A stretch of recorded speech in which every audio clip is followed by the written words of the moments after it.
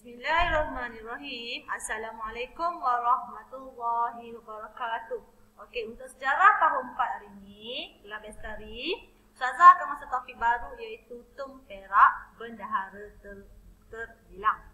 Okey, maksudnya tajuk ni dia akan merujuk kepada peranan Tum Perak sebagai bendahara. Bendahara pada zaman Melaka, kalau kerajaan sekarang dia lebih kurang kepada Perdana Menteri lah. Okey, orang penting selepas Sultan.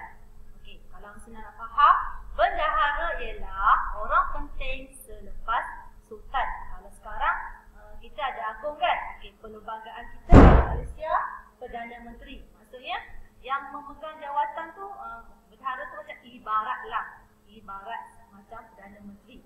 Okey, apa peranannya yang sangat hebat sebagai pembantu Sultan sehingga Melaka boleh berkembang besar menjadi pusat pelancongan antarabangsa dan negeri Melaka berjaya meluaskan jajahannya dan dapat meluaskan betul daripada Melaka yang kecil kita belajar hari itu. Okey, dia dapat menguasai negeri-negeri sekitarnya. Okey, apa peranan Tum Perak sebagai bendahara pada masa tersebut? Okey.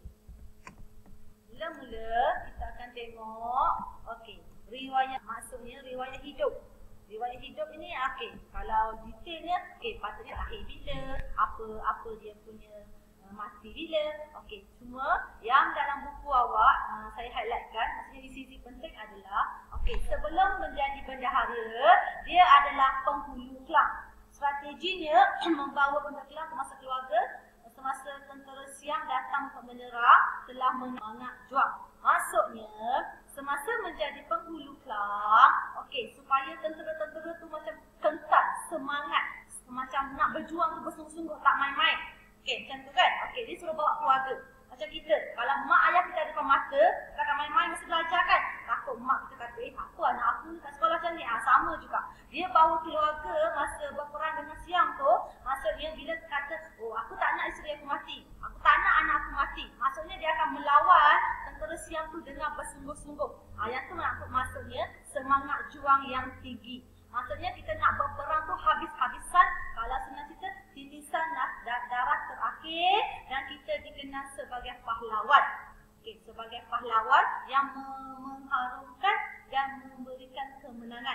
Bukan kita nak berjuang, kalau benda lain tu, faktor lain lah contoh awak. Nak mati syahid sebagai anak yang soleh. Maksudnya apa yang awak buat macam tu. Maksudnya sama juga. Strategi dia, bila bawa keluarga, kita pandang muka mak ayah kita, adik-adik kita, abang kita ke siapa ada keluarga atuk, nenek lagi lah kan, dah umur 80, 70 kan, tak naklah mati dibunuh macam tu kan. Kita akan berjuang bersungguh-sungguh. Itu maksudnya semangat juang.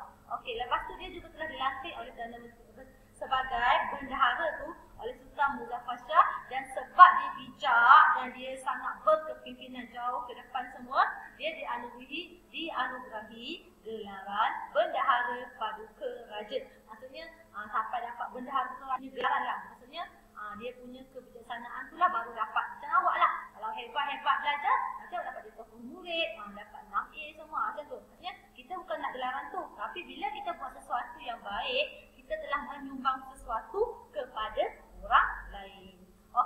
Zaman dia juga Allah anugerahkan juga dengan panjang umur, dia menjadi bendahara untuk 4 orang sultan. Sultan Muzaffar Shah, Sultan Mansur Shah, Sultan Alauddin Riyad Shah dan Sultan Mahmud Shah. Bila Mahmud Shah tu dia dah meninggal, dia berpesan teruskan kepimpinan yang baik. Kalau perasan ada cerita lama, Sultan Mahmud Shah mangkat di bulan. Lepas tu lah zaman Melaka dah start zaman kejatuhan sikit. Sebab itulah orang lain dah boleh masuk, Portugis semua. Maksudnya selain Sultan yang berperanan besar untuk memajukan negeri Melaka, itu daripada start zaman Paris Mara, tajuk lepas terbaca kan. Bila Sultan tu berperanan dengan baik, dia kena ada pembantu, barisan-barisan pendukung, pentadbiran yang baik itu. Dan di sinilah kita akan nampak kepimpinan Bendahara Tum Perak yang membantu 4 sultan ni, dan bagaimana dia memajukan lagi Melaka dan berkembang besar sebagai masa tu zaman kegemilangan Melaka menjadi pusat dagangan antarabangsa juga. Perdagangan daripada Arab, China, India, lepas tu bangsa ASEAN ni lah kan, Indonesia masuk, Siam pun boleh masuk. Maksudnya kebijaksanaannya selain Sultan itu sendiri dan betapa besarnya peranan dia sebagai bendahara.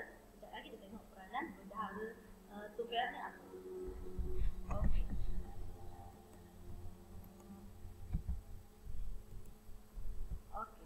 Okey ni gambar sebagai hiasan awak lah. Pernah menjadi penghulu kelang dan penghulu bendahari Melaka. Okey, bila berkaitan dengan bendahari, awak kena faham bendahari ni adalah orang yang menguruskan duit. Awak kat dalam kelas, ada bendahari kita di kelas kan? Sama juga. Bila menguruskan duit, dia kena buat benda tu dengan jujur dan amanah lah. Kenapa? Sebab bila uruskan kewangan, bila kita tahu duit keluar berapa, duit masuk berapa, barulah dia boleh berkembang pesat. Contoh, awak melabur modal RM50,000. Tapi awak tak pandai jaga RM50,000 tu, nanti modal tu hancur. Sama juga, bila dia ikut cukai-cukai, contoh kan daripada pelancongan yang ada, perdagangan yang masuk tu, bila dia pandai uruskan duit, buat benda baru, buat contoh kan kemudahan kulit, bila makin banyak orang masuk, makin banyak duit masuk. Sama juga kalau kita konsep negara kita, lagi banyak pelabur masuk, contoh bagi duit nak melabur 2 bilion. 2 bilion tu lah kita boleh generate duit tu untuk bangunkan pekerjaan lain untuk rakyat yang tak ada pekerjaan ke apa ke, bangunkan kawasan-kawasan industri ke, kawasan pelancongan ke. Kita nak generate duit tu, bila contoh menabung RM1, macam mana nak jadikan duit tu RM5. Maksudnya pengalaman dia menjadi bendahari, dah uruskan duit, okey, dia tahu duit tu ke mana dan bagaimana untuk berkembang dan menjadi banyak-banyak yang memberi keuntungan. Kita tak nak bila kita uruskan duit jadi rugi. Bila jadi rugi, itu masalah. Bila duit masalah, orang kadang-kadang bermotivasi sebab duit. Bila duit bermasalah, macam-macam boleh berlaku, tak nak kerja dalam. Seterusnya ialah, okey, peranan Tun Perak dalam teks awak ada 4. Ketua Pembesar, Penasihat Sultan, Ketua Diplomat dan Panglima Tentera. Okey, saya terangkan satu Okey, Ketua Pembesar. Ketua Pembesar ni maksudnya, okey, dia menjalankan tugas Sultan. Apabila Sultan gering ni adalah sakit istilah bahasa istana ya, ataupun pergi luar negara. Contoh, okey, Sultan tu pergi berjalan ke buat hubungan tarik kerajaan baru ke luar negara kan. Kita itu kan agung baru balik begini kan. Okey. Tapi dalam negara tu tak ada orang uruskan. Itu inilah Bendahara Tun Perak sebagai Ketua Pembesar menjalankan tugas-tugas pentadbiran atas arahan Sultan Melaka. Tugas-tugas pentadbiran ni banyak kalau jaga satu negeri. Kalau kelas pun dah ada bendahari kena jaga, ketua kebersihan lah, apa lagi tu kalau kelas kan. Okey, kalau struktur yang besar macam negeri, dia kena jaga semua tau. Jaga rakyat jangan berontak, kena jaga cukai-cukai tu semua. Itu tugas-tugas pentadbiran atas arahan dan memastikan pelaksanaan undang-undang negeri Melaka dipatuhi. Contoh, rakyat kena bayar 2% cukai. Siapa tak ikut, contoh kena bunuh contoh. Maksudnya undang-undang tu kena ikut. Kalau buat, kita kena ikut. Kita dalam kelas, okey, siapa buang sampah bayar 2% contoh. Maksudnya bila kita buat undang-undang tu, kita kena ikut dan patuh. Kalau tak patuh, tu masalah macam-macam. Negeri Melaka juga nak pastikan stabil dengan aman, dia kena buat undang-undang yang macam semua orang boleh ikut dan sesuai macam tu.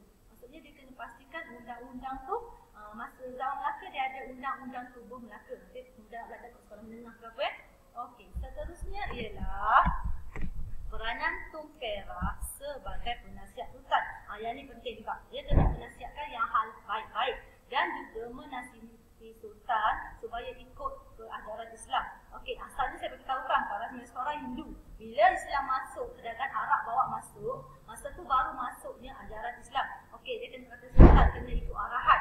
Kalau zaman dulu, zaman Melaka juga, selain masjid, agama tu berkembang pesat bila pembesar, sultan tu sendiri yang mengamalkan ajaran Islam. Tak silap saya, kalau dalam buku teks lama dia akan cakap, ada sultan mana, dia betul-betul ikut cara khalifah Islam. Ada khalifah, ada sultan tu, dia menyamar sebagai rakyat biasa pada waktu malam untuk melihat kehidupan rakyatnya. Ada orang kan tak tunjukkan, bukan semua orang akan hibahkan bendera putih ke apa kan bila miskin kan. Ada orang betul-betul, kita tak tahu pun dia miskin, macam biasa. Tapi bila kita menyiasat sampai ke akar umbi, okey, kita akan tahu rakyat mana yang susah. Masa tu ada, kita cari Sultan Alauddin ke apa ke, kalau cari semula, dia betul-betul mengikuti zaman macam pemerintahan ni ikut zaman. Sebab itulah masa tu Melaka boleh berkembang pesat. Okey, sebab apa yang Allah suruh dia buat. Bila kita ikut apa, okey, Allah akan turunkan rahmat dan berkat. Maksudnya okey, rakyat tu sejahtera, tak ada dah sakit ke, kena bencana ke kan. Sebab dia dah ikut arahan dia. Kalau Allah nak turunkan ujian tu cerita lain. Maksudnya dia akan menasihati sultan supaya ikut ajaran Islam. Berbuat baik, selalu sedekah ke contohnya kan. Kena ajar orang solat macam ni. Kena ajar, dulu kan orang tak boleh solat kan sebab asalnya agama Hindu kan. Berpakaian tertutup aurat, macam tu. Maksudnya dia adalah penasihat sultan. Okey, seterusnya ketua diplomat. Okey, diplomat ni maksudnya dia nak mengembangkan hubungan tu menjadi lagi jadi macam hubungan tu kukuh dan stabil. Kenapa? Kalau dia tak jaga hubungan dengan negara lain, contohnya kerajaan besar masa tu, contohnya China dan Siam, negara tu akan serang negeri Melaka. Sebab masa tu Melaka tu kecil, lemah je. Bila dia tak buat baik kerajaan besar, contohnya China dengan Siam, contoh risiko diserang semula tu ada. Macam kita sekarang, kita tak baik dengan China, dengan Amerika, kita takut risiko diserang. Tapi dalam baik kita pun, kita kena berhati-hati. Sebab kadang-kadang kita faham sekarang, musuh Islam pun banyak agenda politik tersembunyi. Kita tak tahu kadang-kadang dia bagi bantuan tu kenapa.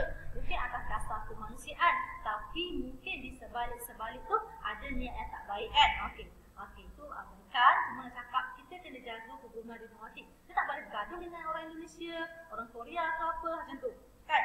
Sebab kenapa? Bila orang bergaduh, dia akan menimbulkan sentimen kurang menyenangkan.